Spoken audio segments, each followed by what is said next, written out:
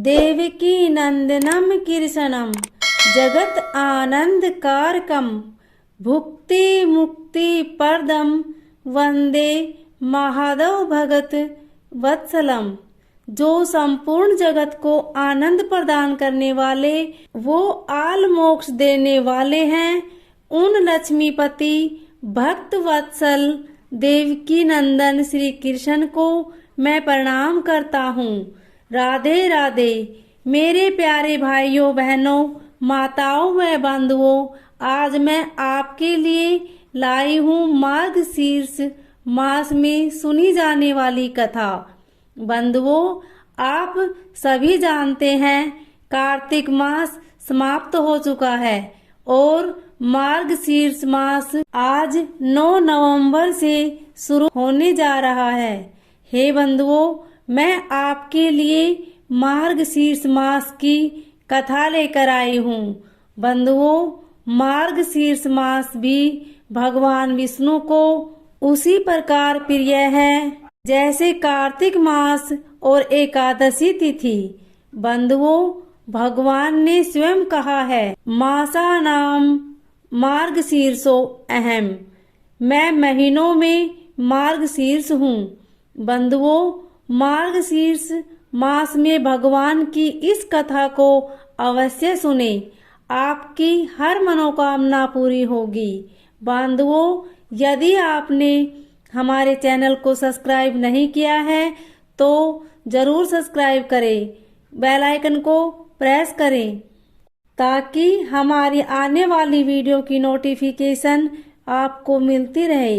Video को like और share जरूर करें। बंधुओं, वीडियो को जरूर सुने और सुनने के बाद कमेंट में ओम नमो भगवते वासुदेवाय जरूर लिखें। श्री दीप में देवादिदेव भगवान रमाकांत सुख से विराजमान थे।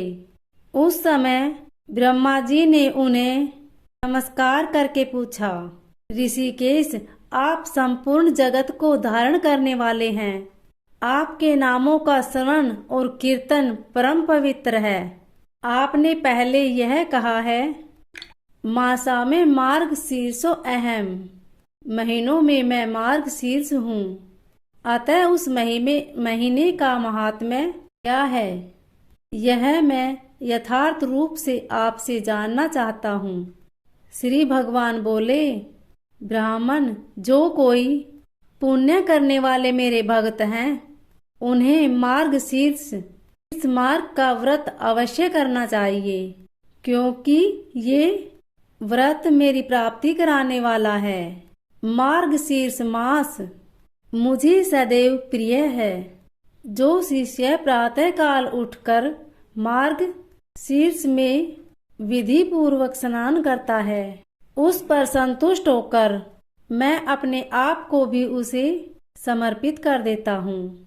इस विषय में इस इतिहास का उदाहरण दिया करते हैं। इस पृथ्वी पर महात्मा नंद गोप सर्वत्र विख्यात थे। उनके रमणीय गोकुल में सहस्त्रों गोप कन्याएं थी। उन सब का चित्त मेरे स्वरूप में लग गया। मैंने उन्हें मार्गशीर्ष में स्नान करने की सलाह दी।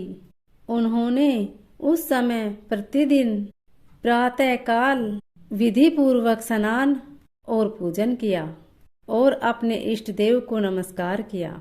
इस प्रकार विधि पूर्वक मार्गशीर्ष व्रत का पालन करने से मैं उन पर बहुत प्रसन्न हुआ और वरदान के रूप में मैंने अपने आप को उनके लिए अर्पित कर दिया। इसलिए सब लोगों को मार्गशीर्ष व्रत का पालन करना चाहिए। रात्रि के अंत में शयन से उठकर विधि पूर्वक आचमन कर अपने गुरु को नमस्कार करना चाहिए। आलस्य छोड़कर मेरा चिंतन करें। भक्ति पूर्वक सहस्त्र नामों का पाठ करें एवं कीर्तन करें। फिर मौन होकर गांव के बाहर जाएं। विधि पूर्वक मल मूत्र का त्याग करें और हाथ मुंह धोवें और कुल्ला करें। और शुद्ध होकर दंत धावन होकर स्नान करें।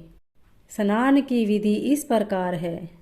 सतयुग में देवताओं ने वर्ष का आरंभ मार्गशीर्ष कृष्ण पक्ष की प्रतिपदा तिथि से ही किया था। साथ ही ऋषि कश्यप ने भी इसी महीने के दौरान कश्मीर नामक जगह की स्थापना की थी, जो कि इस समय भारत का अभिन्न अंग है। मार्गशीर्ष मास के दौरान स्नान दान का भी बड़ा महत्व है। विशेषकर इस महीने के दौरान यमुना नदी में स्नान का महत्व है। मार्गशीर्ष महीने के दौरान यमुना नदी में स्नान करने से भगवान सहज ही प्राप्त होते हैं। अंत में जो लोग जीवन में भगवान का आशीर्वाद बनाए रखना चाहते हैं और हर संकट से छुटकारा पाना चाहते हैं, उन्हें मार्गशीर्ष के दौरान कम से कम एक बार यमुना नदी में स्नान करने अवश्य जाना चाहिए। लेकिन जिन लोगों के लिए ऐसा करना संभव नहीं है, वो लोग घर पर ही अपने स्नान के पानी में थोड़ा सा पवित्र जल मिलाकर स्नान करें। मार्गशीर्ष के दौरान सुबह जल्दी उठकर स्नान से पवित्र होकर भगवान का ध्यान करना चाहिए और उनकी पूजा अर्चना करनी चाहिए। स्नान से पहले तुलसी की जड़ की मिट्टी से भी स्नान करें, यानी अपने शरीर पर उसका लेप लगाएं और लेप करने के कुछ देर बाद पानी से स्नान करें। साथ ही स्नान के समय ओम नमो भगवते नारायणम या गायत्री मंत्र का जाप करें। ओम नमो भगवते वासुदेवाय।